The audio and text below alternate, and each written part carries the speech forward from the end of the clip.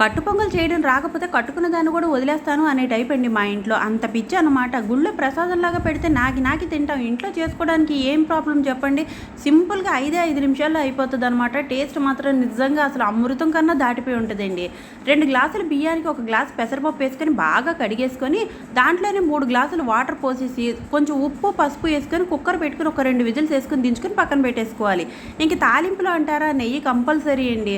ఆ నెయ్యి కరిగిపోయాక దాంట్లోనే కొంచెం ఆవాలు జీలకర్ర వేసి చిట్పట్లు ఆడిపోయాక దాంట్లో కొంచెం మిరియాలు కొంచెం ఎక్కువే ఉంటే బాగుంటుంది. కానీ మా వాళ్ళు కొంచెం అడ్డం పడుతున్నాయి అంటున్నారని చెప్పేసి నేనైతే తగ్గించాను. ఇక జీడిపప్పులు చిన్న పలుకుల కింద వేసుకున్నాం అనుకోండి, మనకి ముద్దకి తగులుతుంది. అందుకే జీడిపప్పులు ఎక్కువ వేసుకున్నా కొంచెం ఎండుమిరపకాయలు కరివేపాకు వేసి తాలింపు పెట్టేసుకొని ఆ తాలింపు మొత్తాన్ని దీని మీదకి తిరగమోత వేసేసుకోవడమే అనమాట.